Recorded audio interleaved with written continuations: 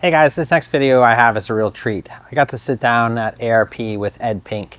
I'd been out to ARP for a party and Ed Pink was there, and growing up, Ed Pink was always like this mass figure of just talent, and somebody had handed me his book at PRI and I read it, and then I asked, could I go out and talk to him, because when I saw him the first time, I was really starstruck, and I wasn't comfortable approaching him. And then the guys at ARP got me a lunch with him. We sat down and we talked for quite some time, and this is a snippet of the conversation. But really neat man, and a really neat illustration of someone that got to do what he loved and did it right. So enjoy. Hey guys, Jay from Artist Garage, and today I get to sit down with a very special man. This is Ed Pink, and for those of you that don't know who Ed Pink is, you need to brush up on your history in hot rodding, because throughout Ed's career he touched on a very diverse set of racing engines. So starting off with flathead Fords in the early hot rodding, and moving through blown alcohol and nitromethane dragsters, and then into Indy, sprint car racing, some marine stuff. Yeah. What do you recall about the early days of drag racing? Well, the early days of drag racing, you didn't have books you could buy that would tell you about it. There wasn't a procedure that you did. Whatever you did on your own. And if it worked, great. If it didn't work, you just move on to the next thing. And there weren't any places you could go and buy special pistons and camshafts and all that stuff. It was all done to start with. That's how all these guys that you read about that are in the manufacturing business got involved in it. Yeah. Was the move from the move into blown cars, where in the book it says, like, you show up to a meet, there's 100 cars or 130 cars, the level of danger that those drivers were into? You drove a front engine dragster before? No. Never? No. I was going to, and we were at a race at Riverside Raceway, and I remember that I got in the car and they pushed me off to start it. And when I came back, I got out of the car and I said, that's it for me. Because the noise rattled my head and you couldn't see around the blower. And luckily one of the guys that was my crew guy drove dragsters. He had a feeling that it would be too much for me. Yeah. So he brought his helmet and suit, and his name was Tommy Dyer, and he got in the car and he drove it for a few years. Yeah. I always questioned whether or not I would be able to drive something like that, because even sitting in it looks like a lot, because of the way that you're sitting on the differential, and it's just let the clutch out and go. Yeah, well, the thing is that looking at it from the outside, you get one perspective. But when you get inside the car and you're sitting in that little cubby hole, and you got that engine in front of you with a blower, and the pipes out the side like this, and the flames coming out of them, that's a whole different deal. And that showed me that I'm a builder, not a driver. Yeah. Yeah. No, I've driven some things once that I don't need to drive again. Yeah. Well, I have too, but some of it's too much. But the Top Fuel dragster was one that it wasn't for me. Yeah. So as your career changed, we'll probably jump around a little bit, but as you went into Porsche, there's a chapter about going to Germany and getting some experience with the brand and whatnot. And you talked about the cultural difference between the German work staff and the staff back home.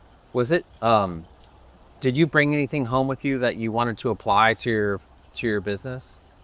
I would say yes. The thing is this, that everything you do in life, if you go at it with an open mind, you will take something back from it. If you go into something closed, say basically you think you're the smartest guy in the world and you're going to teach them, that's a shame because you won't come back with anything. Yeah, I picked up on a lot of your personality in the book, and it was it's really refreshing because a lot of men won't say anything because they don't want to say the wrong thing, or they need to say something if it's right or wrong. And it seemed like you did a lot of listening in your day. The thing that I learned early on in my career is when you're talking, you're not listening. Yeah.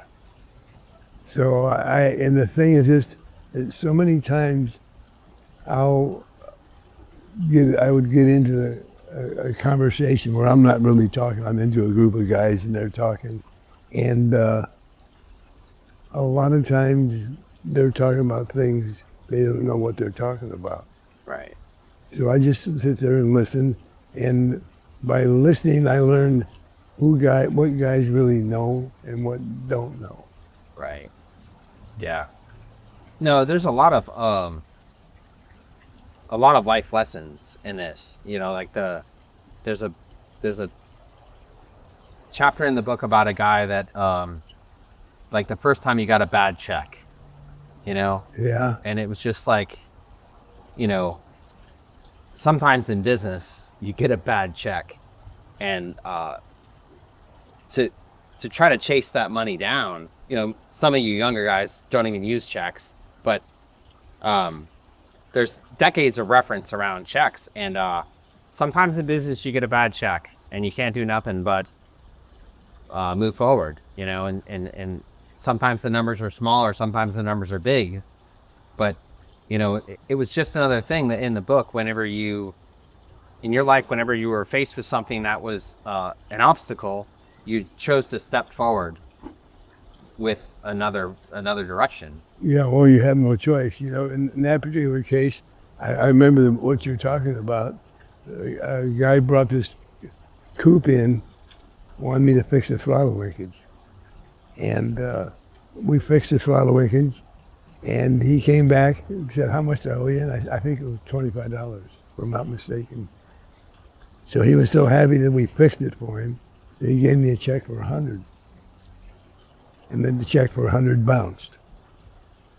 And I went to I found out what hotel, he was staying at a motel not too far from my shop. And I went and knocked on the door. The guy came to the door, and I said, my name is so-and-so, I'm looking for this, I don't remember the fellow's name, but I'm looking for this fella. And he said, just a minute. The guy comes to the door, and he had a 45. Yeah. And he says, what is it you want? And I like, I just, nothing. And I left. But getting shot, it wasn't worth $100. Right. Those are some of the things that, you know, we got to learn. One thing is, don't take checks. Yeah. But I learned the hard way. Yeah. When you got into, you have experience in naturally aspirated engines and turbocharged engines and supercharged engines. Is there an engine platform that you favor? If you were gonna say which engines were the easiest on the rotators and the most powerful engines, which ones would you pursue? Yeah, if you had asked me what engine I liked the best, I'd tell you the one that wins. The one that wins. Yeah, but oh, that's right, because you have no real. It was never one engine. You worked on all these different engines. they're different engines. Yeah. Yeah. And not a lot of guys get to do that. No, I was very fortunate. You know, that's what kept me in the engine business that long. Yeah. Is when one project would kind of fade away and a new project would come on that would get my spirits going, and I'd be enthused, and everybody that worked with me was enthused, and we'd challenge the next one. And when that one was done and the next one rolled in, it was really amazing the way they would show up. When you're done with one project, the next one would show up. You know, this book is a bit of a fairy tale. And if you're working for a living and you have kids and you have, you know, maybe you have debt or maybe you feel like you're behind, but you're a hardworking guy that is honest and you do the right thing. Um, Sometimes things just continue to work out. And, you know, it's like when one sanctioning body gathered up all of the engine sales and took it away from the small shops, another opportunity just shows up on your doorstep and you're at it again. Yeah, that's exactly right. You know, it went from, the amazing thing is it went from drag racing to Indy cars. Yeah. And I remember it started out really kind of very small. We started out, we were doing little machine work here and there on connecting rods, and then we did machine work on cylinder blocks, and then we did work on cylinder heads. And then Cossworth brought the engine to the U.S., and they were busy doing them. And they called me one day and said, we'd like you to do the engine. And I said, you know, we haven't done the engines yet. We've done machine work, all kinds of machine work on every part of the engine, but as far as putting an engine together, we haven't done. And they said to me, it's okay, we'll send Chicky to you. And Chicky was a renowned engine builder. And he worked at Cossworth as an engine builder. So they sent Chicky to me for 2 weeks. And he worked in the engine department and put us all through school. And then they said, are you ready? And I said, well, I think so. And I said, who was going to bring an Indy car engine to a drag racer to get done? And they told me, don't worry about it. And lo and behold, we had our first one. Yeah. And we were successful. They ran good and no breakage. That's the most important thing. Because no matter how fast an engine is, if it's broken and laying on the side of the way, it doesn't do any good. So you got to finish the races. So that's how the IndyCar thing went. And we started out just doing connecting rods for them. And then it was like a big snowball rolling down the hill. It just kept getting momentum and getting bigger and bigger. And we did the IndyCar engines up until the time that Elmore came into and Elmore is two of the main engineers at Cossworth formed their company, Elmore, that Roger Penske was involved in. And when they formed that company, Cossworth realized that they couldn't have any outside engine builders. They had to be all in-house because of the secrecy of what they were all doing. They didn't want it to leak out. So that kind of went away. And then we did the turbo Buicks for the Speedway, 36s. And then one day Nissan decided they wanted to go IndyCar racing, and they called me and said, would you be interested in doing some pieces for us? They wanted an oil pump and a water pump. And we had an oil pump business and a water pump business along with the engine business. And I said, yeah, we could design an oil pump for you. We could design a water pump. And so they sent their guy out. And when he came out, I gave him a tour through the shop and to the dyno departments and all the various departments of my business. And the next thing I know, they called me and they said, we want you to do the whole engine. They saw that we were capable. Yeah. So that's how these projects happen. Yeah. I think that in the book there's an oil pump dyno. We have an oil pump dyno. So when you run oil at a high speed, did you guys test both gear pumps and gerotor pumps? Oh yes. And what did you learn? Well, we learned that the gear pump is what we wanted for the pressure side, and the rotor pump was what we wanted for the strapping side. Okay. In fact, in the book, I think there's a couple of pictures of the bench, and we're able to run an oil pump, and we can regulate the temperature of the oil.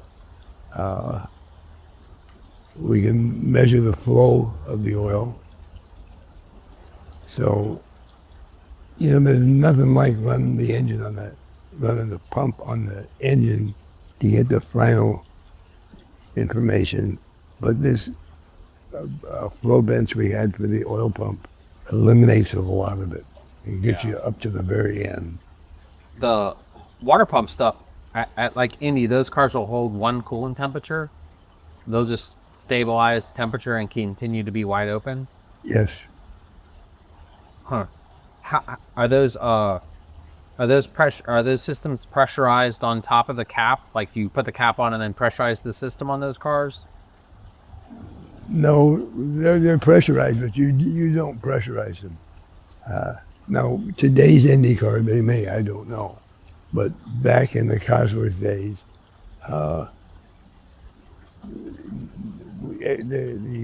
the engine was pressurized, but in running it built the pressure up. Yeah. Did the departure from drag racing to Indy, whenever you have a car that you needed to live for a quarter mile, and if it lives for a quarter mile throughout the event, you may win. But when you go to Indy, they're just wide open the whole time. Was that pretty exciting to be around engines that were under that level of stress for that long? Yes. It was, at the start of it, there was a little bit of hold your breath. But, the parts, the Cossworth engine was really a very nice engine. The parts were all good. The machine work that came from Cossworth was spot on.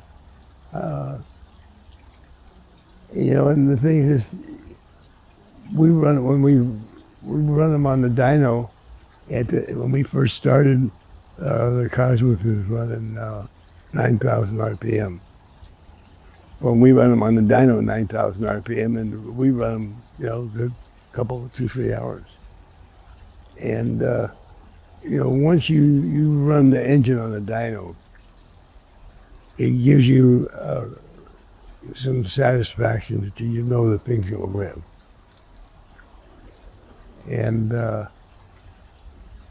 once we went to Indy and did some practice laps, I became very comfortable with it and didn't worry about it.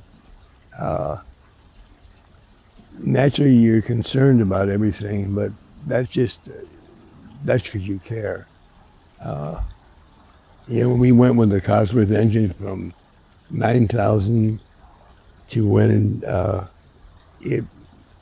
it went back to the company where no outside builders, we were at 12,000 RPM wheels. What did you, this is before Spintrons, right? Oh, yes. So when you start talking about how fast you can open and close a valve, when you're going from a 9,000 RPM engine to a 12,000 RPM engine, was there a lot of effort taken to make sure that the acceleration rate of the lobe was digestible for the valve spring to maintain control? We didn't have a problem with it. Number one, this overhead cam, and it had one cam for the exhaust and one cam for the intake. They were pretty mild. So we didn't have big high lifts and lots of duration. That makes sense, because you don't need a lot on an overhead cam engine. No, and with the turbocharger. When we started, we were using 70 inches of boost. We made 1,000 horsepower. This is 161 cubic inches. Endurance. Yeah. And when we finally, when the program was over for us, we were and 45 inches of boost. 'Cause anytime they want to slow the car down, they always pick on the engine. And they never do it with the car. Yeah. So the engine is the thing they pick on. And the engine is always the thing that they make changes with. But we were at 45 inches of boost, and at 45 inches of boost, we were right at 700 horsepower. Yeah. That was methanol and toluene or methanol? Methanol. So toluene had phased out of that by then? Yeah. Did you ever use toluene? No. No, alcohol, gasoline, and nitromethane. Yeah. So, but you were around in the early days of Top Fuel where they were mixing funny fuels and xylene. Yeah. I mixed the funny fuel only once, and it was in my own engine, and we were at Riverside, and I burned all 8 pistons. Yeah. And I've never messed with it since. Huh. Another thing that you speak about is you could be at a race where there's groups of guys running your engine that are competing against each other, and you had to mitigate fairness with making sure that everyone that owned an Ed Pink engine got a fair shake, and that no one racer was special. You know, like you there was no favoritism amongst your customers. No, that's right. No, I go to one customer and help him see what he needed, look at the spark plugs, check the engine over, see what gear ratio and so forth they're running. And when I leave there, that would stay there. I would, even though I didn't discuss it with anybody else.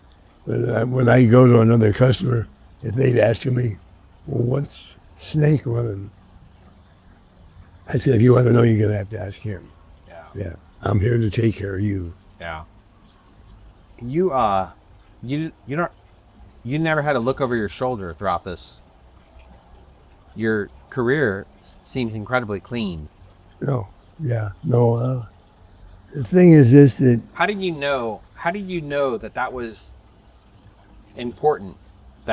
That if you were going to stay in this realm of work that you didn't want to go work on, you weren't going to go be an architect. You're going to do engines. So how did you know to not cross people the wrong way because you didn't want to look over your shoulder?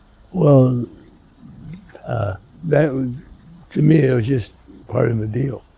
I mean, I realized that all these people are competing, and they're competing against each other, and only one person's going to end up winning.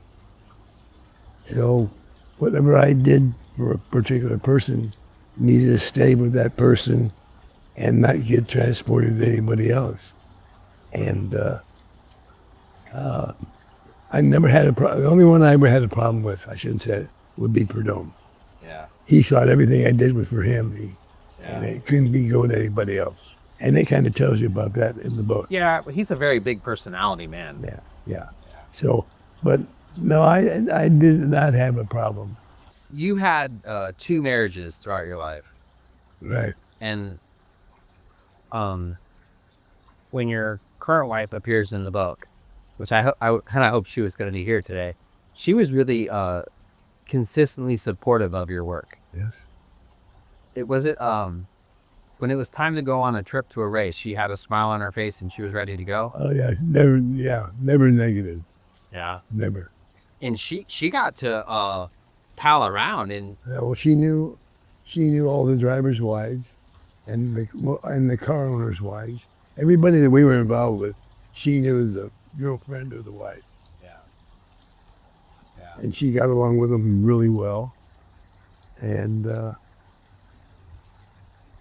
she was. Would you go as far as to say how important it is to have the right woman beside you throughout your life? Without a doubt. Yeah, without a doubt. I mean, I couldn't imagine. I'm just even thinking about the things that I've done, race-wise,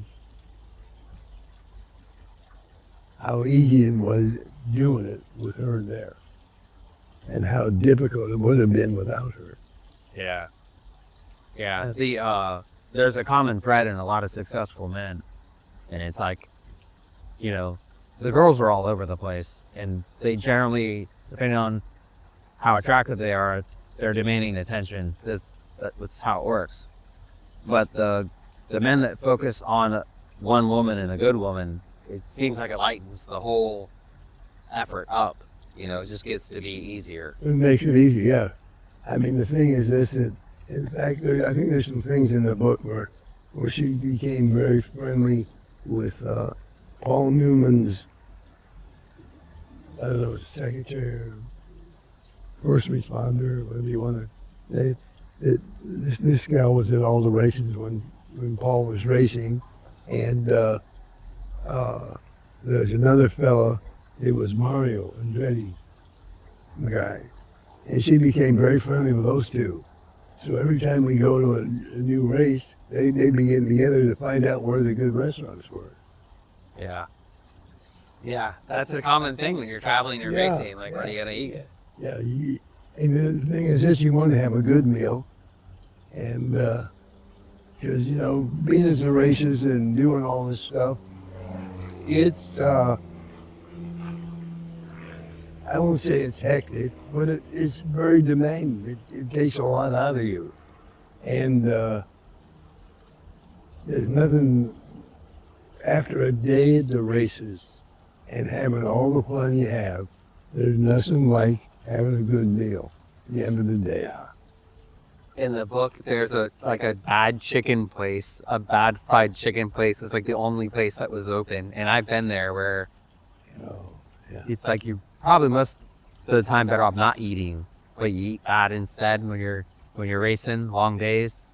So that was pretty funny. But yeah, to have, she's socializing through the group, and you got a teammate throughout the whole experience. Yeah, right. Yeah. And it's that way today. Yeah. Yeah. She's very involved with the book with me. And we went to, there's they call it the Nitro Revival. All the drag race guys, in the old days, coming to have this big deal in Irwindale Drag Strip. Okay. And it's put on by a fellow by the name of Steve Gibbs. And we went there, and my daughter and my wife Sylvia went, and they specialized the whole weekend selling books. Yeah. Going back to the cars, when those Indy cars, those turbocharged Indy cars, were they, how was the ignition control? Was it electronic? No, to start with was a magneto. And how did the engine ate the same amount of ignition timing the whole event? And to start with, yes, when they were magneto, right. Yeah. But then they got into, because when we started, they had mechanical fuel system. Constant flow stuff. Yeah, mechanical system, not electronic, and a magneto. And then it went to the electronic, you cranked your ignition, where you could program the sparkly. Yeah. Was that a big advantage? Big, yeah. Yeah. Because those engines, as the Cossworth came into Indy, the Offenhauser was getting phased out. Well, the Cossworth phased it out. Yeah, phased it out. Yeah, at the time when the Offie was the engine, it was the engine.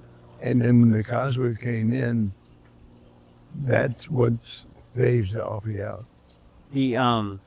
For those of you that don't know what the Offie is an engine that the crankcase is one piece, and then the cylinders and the cylinder head are another piece, and it's got 4 valves, big valves, and the camshafts and cam boxes, and it's cam on bucket valve training. But the engine's really old. It started in like the 30s, but it run for like 50 years, and then the Cossworth engine shows up. And the Cossworth engines are traditional engine. Deck, head are separate. Yeah. The cylinder head, the cam tower, and then the block. And what was the displacement on the Cossworth engine. 161 cubic inches. And it was a V, V8. so small cylinders. Yes. Okay. So was it hard to make it live, or it just lived good? No, it looked good. That was not a problem. If you did it right and you didn't try to over-engineer it, you had no problem. The only time that I ever saw anybody that had a problem with the Cossworth, that they tried to re-engineer something that didn't need to be re-engineered. Yeah. Yeah, that's weird, because in those days, that guy wasn't even trying to sell something. He was just overcomplicating something.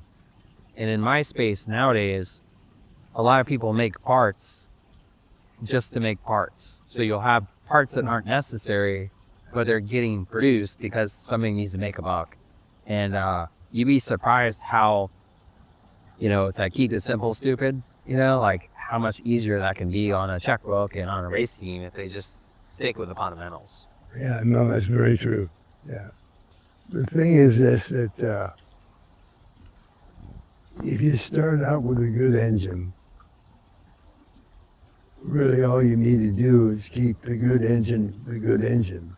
Don't try to over-engineer it and make changes that aren't necessary.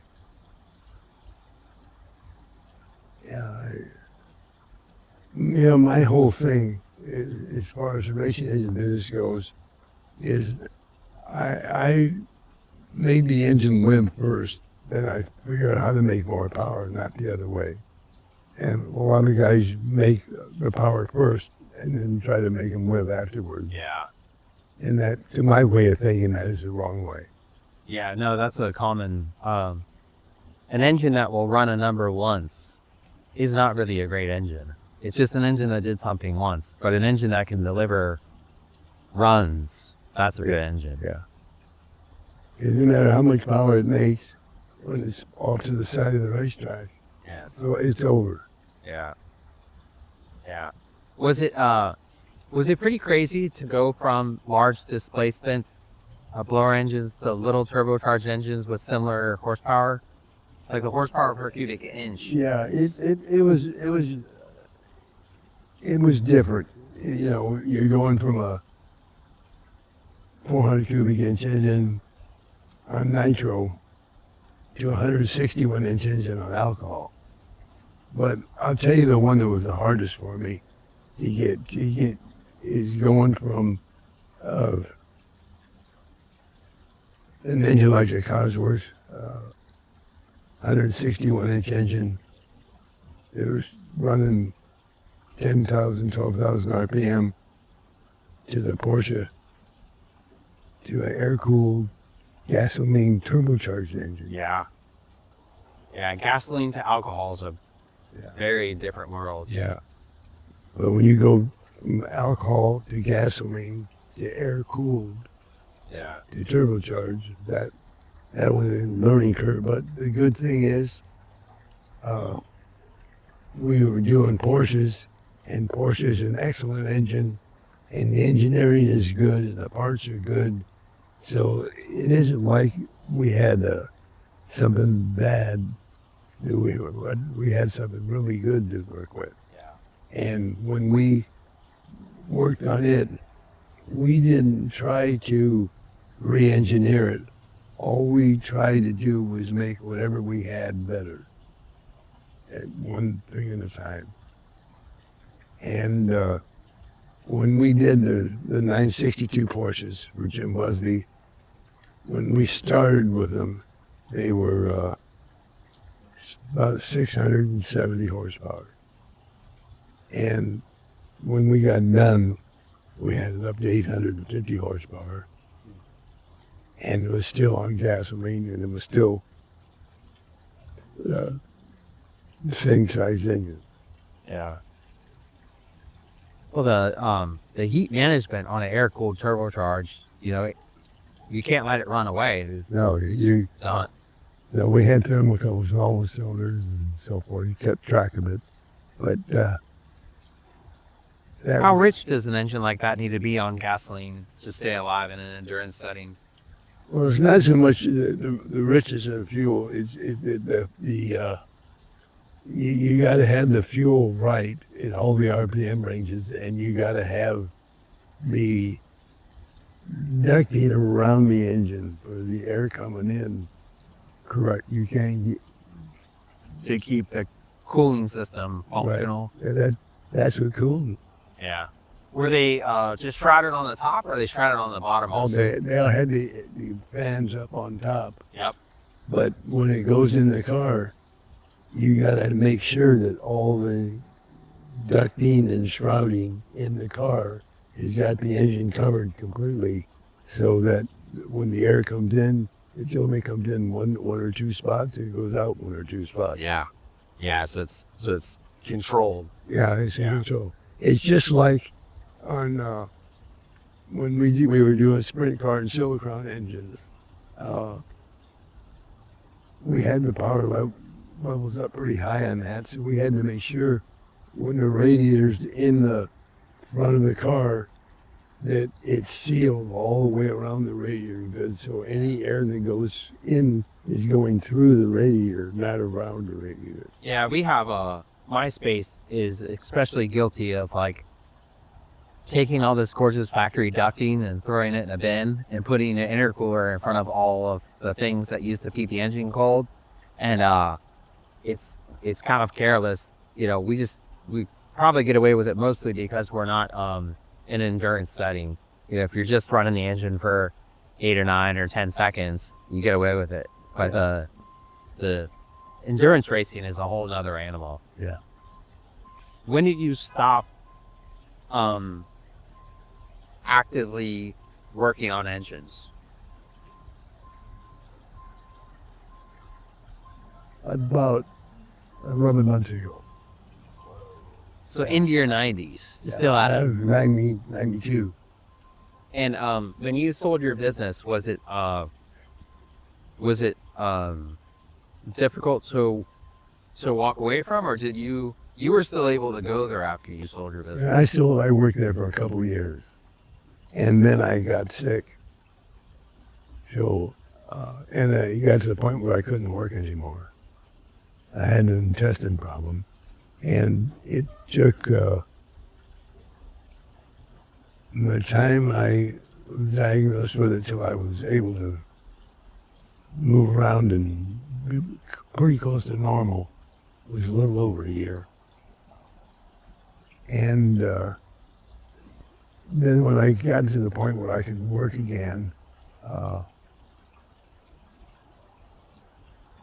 they got along without me at my shop, so they didn't need me anymore.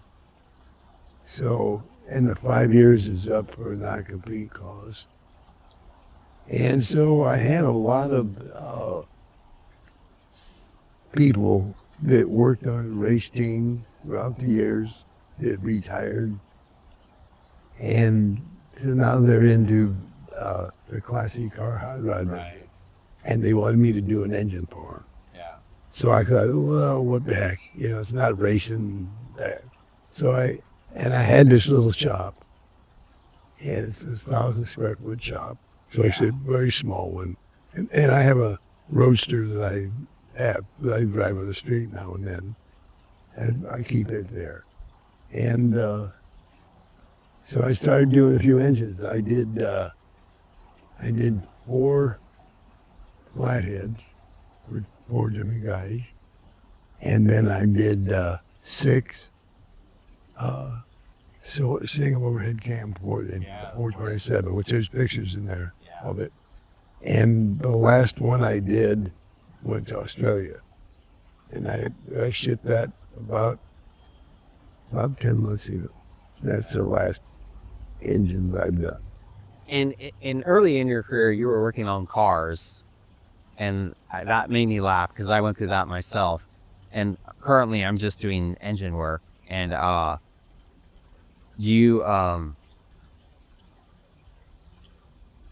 is your time building an engine have a place of freedom where you're just in the work and everything's quiet? Like that work was easy for you to love?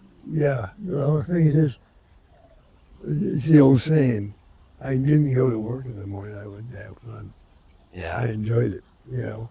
And when it went from one engine to the next engine, that just kept me vitalized. Yeah. You know, if I would have stayed in drag racing only, I'd never stayed this long.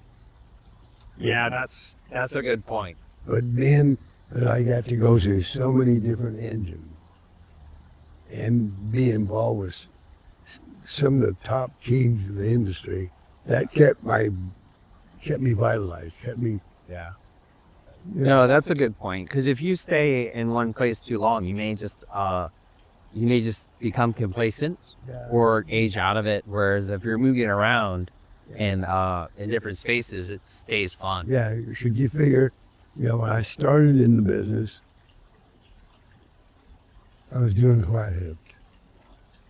Then it went to Cossworth. Then it went to Indy cars. Then went to drag bulls. And it went to off-road racing. And it went to midgets and sprint cars and silver cloud. And we did drifting. And then the sports car road racing. So there was so many facets of my business that we were involved with. I never had time to get tired of it, Yeah. and I didn't want to. Yeah. I've been helping some younger guys that are into drifting, and it's quite it's refreshing because they want to learn how to not tear their engines up. Yeah. And I want to teach them how to not tear their engines up. And some of the things those guys do with those cars is pretty impressive. You know, you're going 100 miles an hour and you flick the car sideways. It's a pretty wild space. But it's not like drag racing where you could really tear some stuff up if you're not careful, versus the drifting. It's like once they get their oiling system sorted out, they'll have pretty good engines. Yeah. It'll just be okay. You know, and then also, you know, in my career, I've been lucky to be involved with this Cossworth, with Ford Motor Company, with Nissan, with Toyota, with Pontiac, Porsche. Yeah. No, some of the accounts of like going to Dearborn and meeting someone at Ford, it's like, you know, that there was a period that racing was really in the OEM's blood, Right. on a high level. You know, it was just a different time compared to things nowadays. Was off-road racing challenging from the aspect of air cleanliness into the engine? Did you have a lot of, Yes. so you got to take engines apart that were eating dirt, basically? Yeah, and it was our job to make sure the air inlet system on them would eliminate all that. Yeah. Yeah, those were pretty rough environments. Yeah, I after I ran a car at El Mirage, that there was that fine dirt, Yeah, and it's in the engine it's everywhere. everywhere. Yeah, that's pretty cool. What do you do with your days now? Are you tinkering on something? I go to the shop, my little shop, and I have people that buy the book, and I ship books out, and I have, believe it or not, 10 or 12 people a day call for advice. Yeah. Yeah. And, you know, the ones that really don't want the advice, they're just calling. I know how to handle those. Yeah. But the majority of them call because they're doing something with their engine they've had a problem with, and they want, and they're flabbergasted that I'll take the time to help them. Yeah. Yeah. But see, when I was growing up in this business, I had a lot of help with a lot of other people. Yeah. And I listed them in there. No, the amount of the book is really a good story about community, because there's a community of guys that are all in this space doing a thing. Yeah. And that well, it may be about your life. It's more so about the community of people that you have to travel with and travel through. Yeah, it's pretty cool. Yeah. Yeah. So, what kind of problems, you know, when you get into guys that are killing bearings and they don't understand that it's the oiling, or they don't understand it's the tuning, do you have a way to gently lead them to what they need to know? Yes. Yeah. I listened to what they had to say, and I listened to what remedy they're using to try to correct it. And sometimes they're way wrong, and sometimes they're half right. So they're calling me because a lot of them have had problems. And they're like, oh, please. They're like almost at that point. So they listen really good. Yeah. No, it's a much different situation when a person calls because they either want you to listen to them, they need to talk it out to someone that's got a familiar ear, and they're going to find the answer on their own if they just talk it out. Or the guys that are in a bind and they really need help. Like, I've helped some guys that really need help, and normally if you get those guys are generally too close to their problem, where they're so zoomed in they can't take a step back. So often through a conversation you can at least get them to step back and see where they're making a mistake. Yeah. One thing that I'm lucky about is the reputation I have, and the book doesn't hurt, is people are in awe that I'll talk to them. Yeah. So they listen. Yeah, no, I have some guys in my life that this today is an example, like when you know someone knows something and you know that they don't need to benefit from telling you. They're just sharing information. The information is golden. Because you don't have a 1-800 number where someone puts money in the box to pump to. You're just sharing information. Yeah, my old business was like that. We sold a lot of car parts, and anyone that called that needed help, I could afford to help them because I was making my money through car parts. So it got me in an opportunity to help quite a few people over the years because I could afford to do that. Because it wasn't going to hurt me to help them. And if I knew, if a guy loses an engine and he has to wait a year to fix it because he can't afford to fix it, or if a guy loses an engine and he just gives up on the hobby, well, that's a bigger loss than being short-sighted and saying, like, let him keep tearing it up and I'll keep selling him parts. Like, I don't want to sell the same guy 5 engines for the same car because he keeps tearing them up. That's not a good service. You gotta provide a good service. And it seems like most of the illustrations throughout the book, you guys are always providing a good service. Yeah, well, that's the whole key to it. The thing is that it only takes 10 minutes to sell the engine, but then the customer's you want to make sure that thing stays alive and keeps running. Yeah, I have some customers that sometimes they make me cringe because I'm afraid for the engine because they won't follow some instruction. That's tough. Because the race teams are, I would argue, more organized than just a guy with a hot rod that you have to worry about him turning the boost up on his own and stuff like that. Yeah, it's been a lot of fun. I've learned a lot, and would I do it again? Sure, I would. If I start over again, I'd probably do the same thing. Yeah. I don't know what I would have done for cars. I wouldn't have had a thing. Cars are the thing. Well, I could have gone into paint business with my dad, and he had a really good business when he went into the manufacturing end. And would have made a lot more money, but it wasn't exciting to me. Yeah. Yeah, I understand that. Well, that's the difference between a job and a vocation. And one of the reasons why I was so excited to meet you is, I say it all the time, like the young guys that don't know what to do. Maybe they're not great students, or maybe they're not, they don't want to go to a job. Like there's a career in cars, or there's a career in plumbing, there's a career in electrician, there's trades that men can do that, even if they don't make as much money in the end, they can live good lives doing work that's satisfying.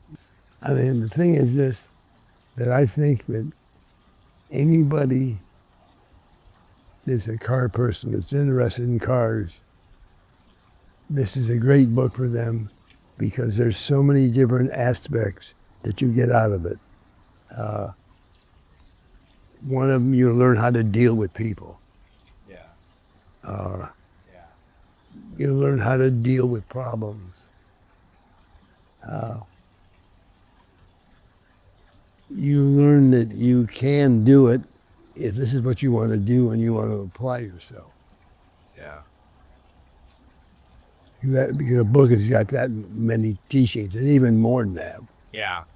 No, when I was going through it, some of the parallels in my life, even though I'm coming into it after a lot of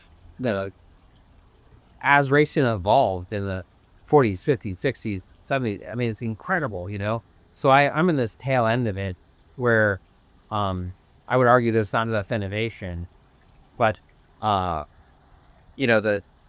discussions of balancing business and just the direction changes were laughable for me because they happened for you. The things just kept presenting them. And I hope, I used to have a business for 17 years, and it kind of all changed for me in the past couple years. And in the book you said Mickey Thompson was always the guy that would step up instead of step back. And I've kind of been at a crossroads in the past year or so. Do I step up into another thing, or can I step back and just do my life and have fun doing my life? And as I read through the book, it's like, well, you kind of took an organic path. You kept getting presented with these opportunities, and you just kept doing your thing. I let the thing guide me. Yeah. Yeah, that's something that I entertain, that you got to really let go of control, and you got to just do your best and let it guide. And that's been a fun practice for me the last year or so. And I've had good people work with me. Yeah. No, I have, even today to come to ARP, it's like I had the greatest people around me, the greatest people. They're really awesome. I have friends that we can't go a few days without talking about engines. It's just fun. Yeah. Fun stuff. I went to Bonavville the first year in 1949. Your first year? Yeah. Did you ever run a car at Bonavville? No, I didn't. I was too young. 1949, I forgot. I was born in 31, so 41. I didn't run a car there. The second year I ran my car, and one year I went up there with Bobby Meeks and Don Toll. They worked at Edelbrock, and they did the engines on Alex Eusterius's belly tank. Yeah. He ran. And we went out to dinner one night, and we had too many beers. And we came back to the hotel we were staying at. And this is before all those fancy hotels we have now. Right. Yeah, this is just a motel. And it was I can't remember the name of the motel, but it had a big sign up. And it had two big posts that went up to hold the sign. So we came back from dinner. There's no parking places. And Bobby was driving, and he saw these two poles, so he figured he pulled in between them, apart. So he pulled in, and I think it tells you this in the book, the story. He pulls in between the two poles and parked. And we got out of the car, went to our rooms, went to bed. We got up in the morning, and now we're sober. And we couldn't get in the car. The poles were so close to the car, we had to call a wrecker, and the wrecker came and slithered out. How did we get out of the car? How we got out of the car, I have no idea. But all I know is we're dead sober in the morning. And you couldn't open the doors. Yeah. Yeah. Well, there's quite a few like parties in the book. Like you had a good time. Yeah. Yeah. Yeah. Yeah, we used to have a Christmas party every year. And all my customers would come, and a lot of them that weren't my customers came. And we'd have 100 people. Yeah. And a lot of food, a lot of drinks. We had a big crap table, so everybody had to do please them, you know. There was one part where there was a party, and somebody had brought like marijuana brownies, brownies. and a guy got like Blue baby. he got like stuck where he like Yeah, he well, didn't know how to make his way out Well, of the the thing is driveway or this. something.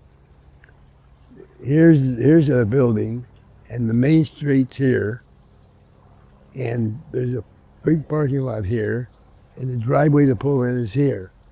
And then there's a street here, but in the back of our building, there was a chain link, big fence that ran all the way across. It was probably 8 feet tall.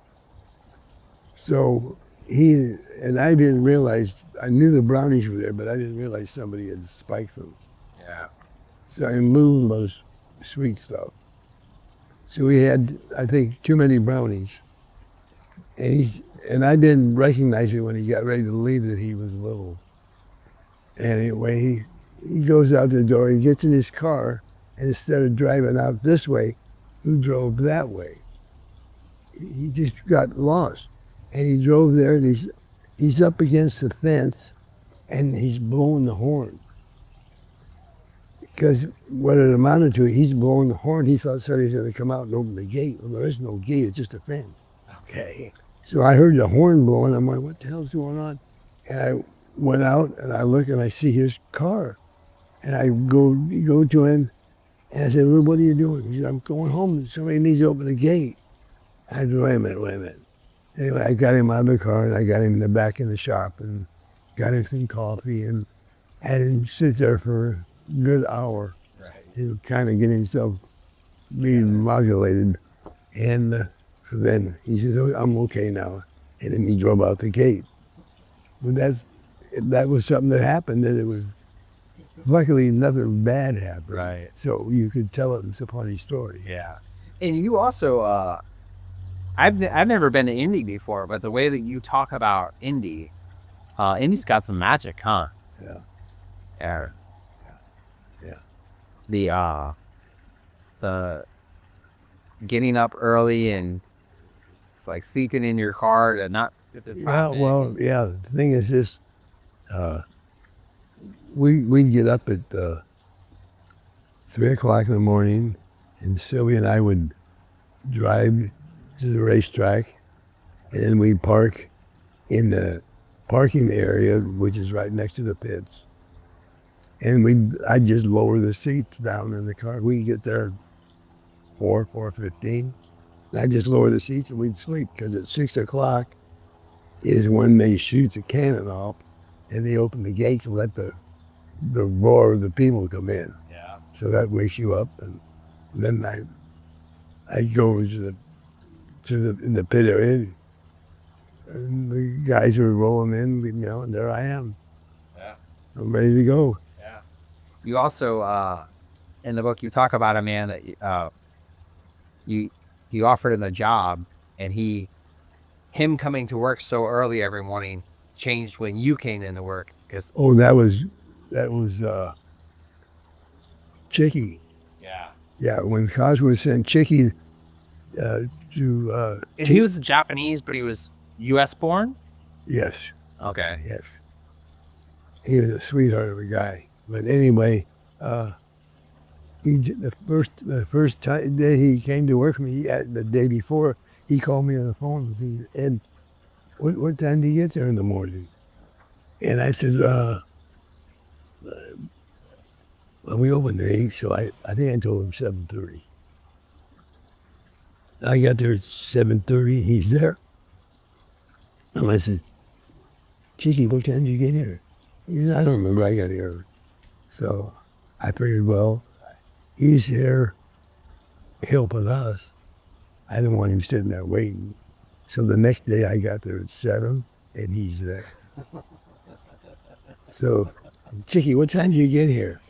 "Oh, I don't remember, Ed." Okay. So the next day I got there at 6:30 and he's there. Finally I said, "Screw it." Yeah, that's just the kind of guy he was. Yeah. No matter what time I got to the shop, he'd be there in his car waiting for me. Yeah. That's cool. That's cool. Take a break from YouTube or the phone or whatever it is you're into, and Buy a book. read the book. I've had a lot of young people buy it.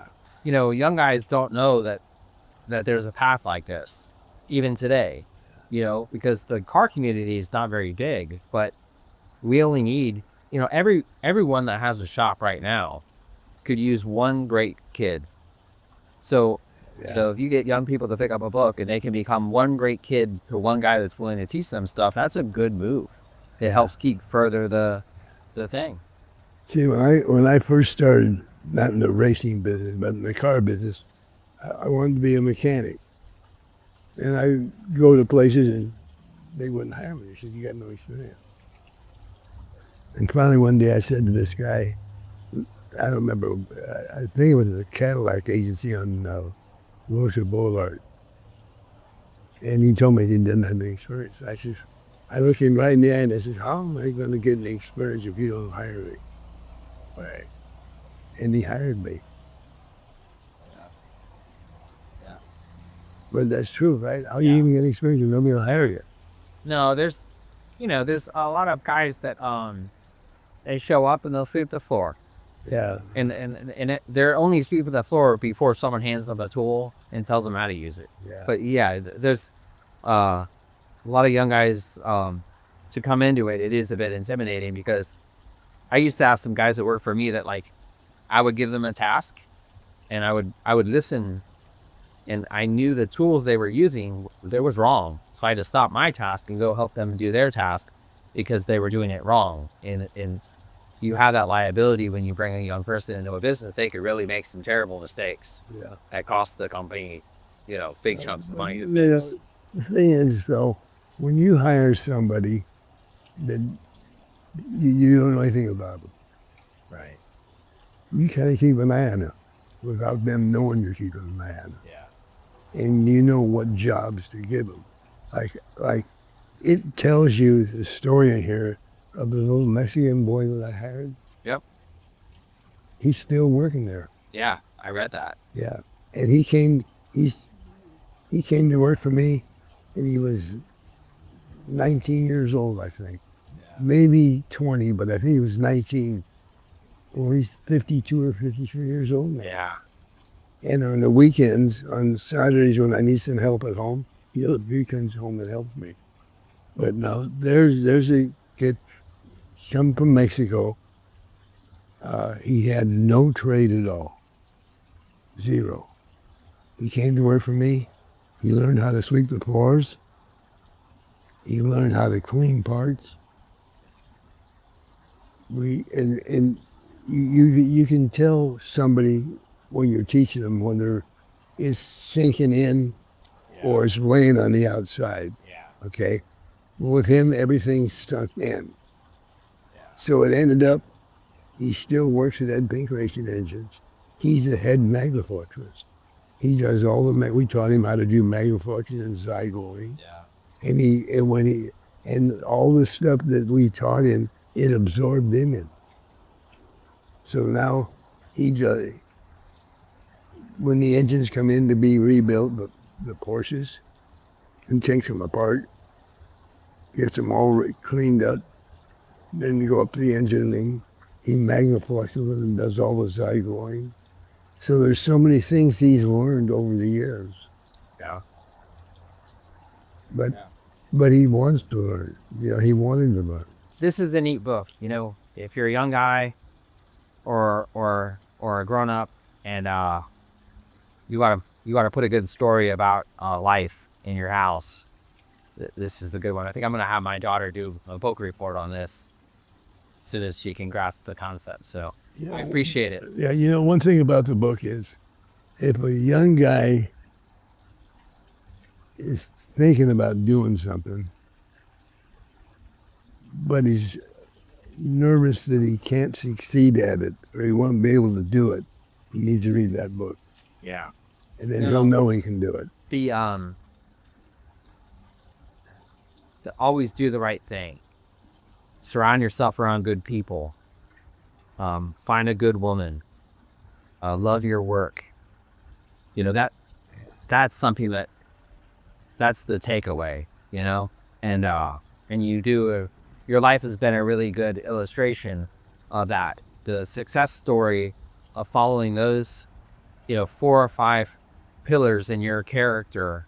A lot of people can benefit from just applying those things. Yes. Yeah. You did a good job. Thank you. There's only one end think. Thank God, huh?